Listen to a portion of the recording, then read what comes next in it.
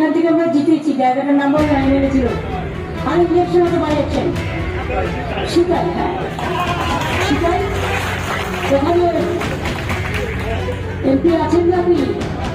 ওই কি দেখা যাচ্ছে একবারে গ্রিন কালার পরে, একবারে গ্রিনে গ্রিন। আপনার দিদি বই তো ভাই বই আসছে আছি দিদি, আছি দিদি, আছি। রবি আছে নাকি?